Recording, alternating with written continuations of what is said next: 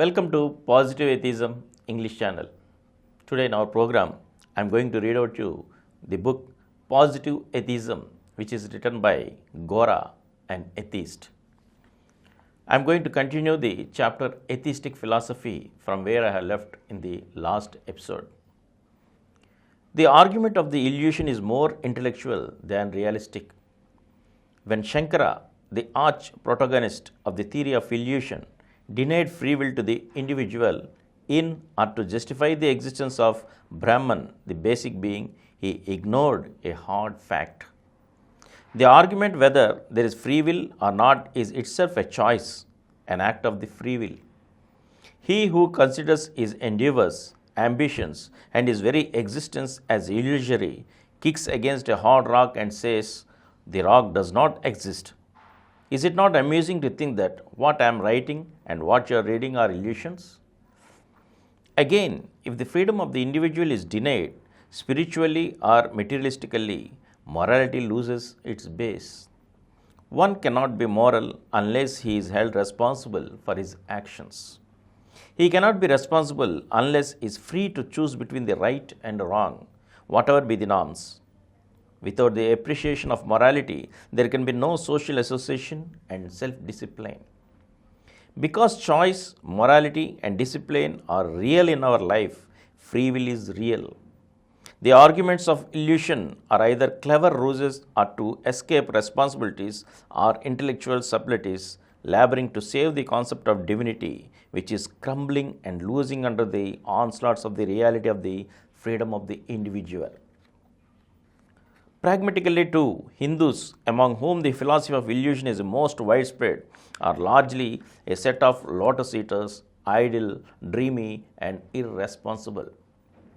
The rejection of the philosophy of illusion and recognition of the reality of free will reclaim Hindus and join them in the mainstreams of free, active, and dignified body of human beings. Atheistic understanding reveals the reality that man's will is supreme. That does not mean that a man can achieve wholly what he wills. In his world, he is in the company of things, events, and also of fellow men who, like himself, are equally free to will.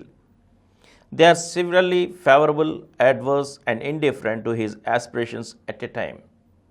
The final fulfillment is the total effect of all these forces. Nevertheless, his will to achieve is the most significant factor among them all. With the strength of his will, he can direct his efforts to order other forces also towards his purpose. Theists who believed in the supremacy of the world surrendered to it, weakened their will, and drifted in the stream of circumstances, rather give in the direction of their aspirations. They either cut down their desires and are content to live at the substance level in helpless state of sheer resignation, or pray to God for boons and benefits. Atheists, on the contrary, are masters of their world. They assert their free will. They use technological skill to control non-human factors of the environment and moral conduct to enlist the cooperation of fellow men. With added strength, they achieve more than theists can. They are the masters of every situation. Like a soccer player, an atheist maneuvers among friends and opponents to achieve his desires. He is the master. He has none to complain against. He learns from every experience and grows wiser every time. The recognition of the freedom of every individual and the establishment of his mastership renders the scientific method useful to the atheist for the understanding of the reality. The method is gaining esteem in the civilized age. The progress of technology is due to the use of scientific method. The studies of humanities also are taking the name of science and adopting the method with the necessary modifications. Though tradition mixes up some superstition with scientific knowledge, the rise of atheism clears the dross. Because these understand everything as the creation of God, they ask several idle questions and satisfied themselves with the omnibus answer that all was God's making. The questions range from the shape of a leaf to the number of hairs on the head. The questions had no relevance to the life they led because they moved blindly in traditional ruts while their fancies flow beyond the galaxies. Atheists are realists. Their questions are relevant to the needs of their life.